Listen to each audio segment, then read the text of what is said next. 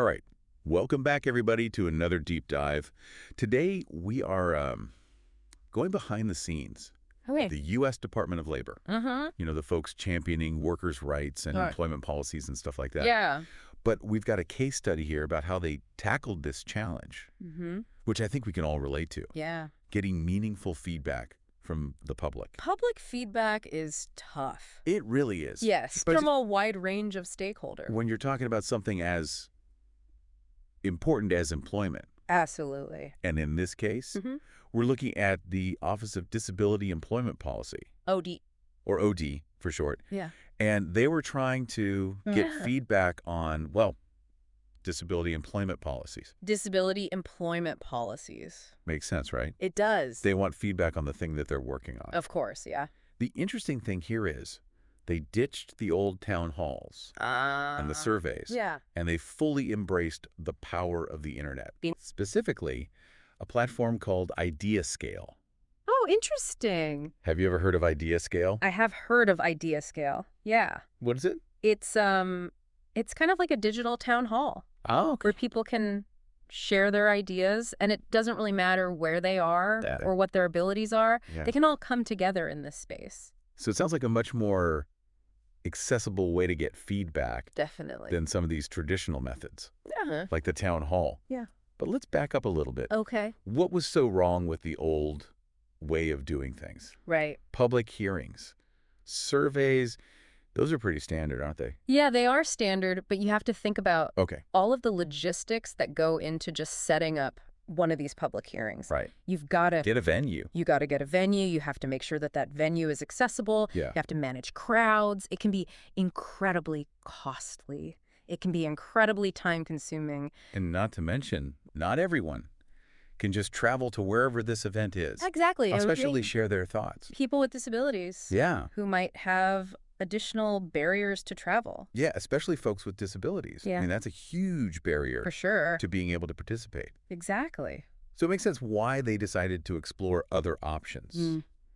So then how did this idea scale thing really revolutionize their approach? Right. Was it just like a suggestion box online? It's more than a suggestion box. Okay. It's more like a dynamic forum. Okay. You know, it's So it's more interactive. very interactive. Yeah. People can submit their ideas, they Sure. can vote on proposals, and they can even engage in discussions Yeah. with others from Yeah.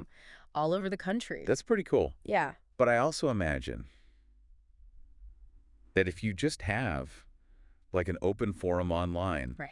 it could get a little bit messy. Yes, it can. Like, how do they keep things focused and productive using this platform? So IdeaScale is actually designed Ah. to facilitate these types of discussions. Mm-hmm. They have all sorts of built-in tools to organize ideas, track progress, and analyze data. So it's not just Yeah. like a free-for-all. No, it's not. It's actually helping them to organize the feedback. Exactly. It's like a supercharged focus group Sure. where everyone has a voice. I like that, supercharged focus groups. You're getting all this input through IdeaScale. Right. But what did they do with it? Did it actually lead to policy changes? That's a great question. That's where the analysis tools really come in. They were able to look at all this feedback, Oh, identify key themes, Yeah. patterns, and extract actual insights and they were able to to, use that data yeah, to inform Yeah. the actual to policy. craft policies that Yeah. actually reflected the needs of the people they were trying to serve. That's great. Yeah, and actually, there's a quote from Yeah. Michael Reardon, who is a lead policy advisor at ODP, Yeah. and he talks about how they're still using IdeaScale today Wow. and how excited their partners are to use it. So it really became Yeah. a part of Yeah, their I've heard so. process. It wasn't just a one-off experiment. Yeah, this wasn't just like Yeah. a pilot program. Right. They actually The core part of integrated it their process. into their workflow. Yes. That's awesome. Which really, I think, shows how effective it is. Yeah, it really Yeah. speaks volumes to how effective it is. Definitely. So they've created this model for accessible, inclusive policy development. Yes. And it just makes you think like,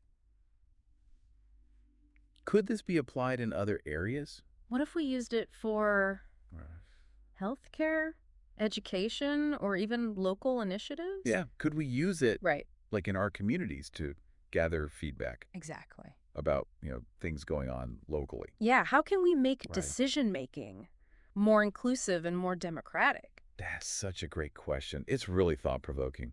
Yeah, and of course, we've talked a lot about the potential benefits here. Right. What about some of the potential challenges? Yeah, what are the downsides? Right, if we apply this model more broadly, what are some things we need to be aware of? I don't know. That's a great question for all of our listeners Right. to ponder. Yeah. If you want to learn more about this case study Hmm. and about idea scale and how it works, check out the show notes. We will include some links there Mm-hmm. so you can learn more. And let us know what you think. Yeah, Yeah. could this kind of crowdsourcing approach transform the way decisions are made in your world? Until next time, keep those brain waves buzzing.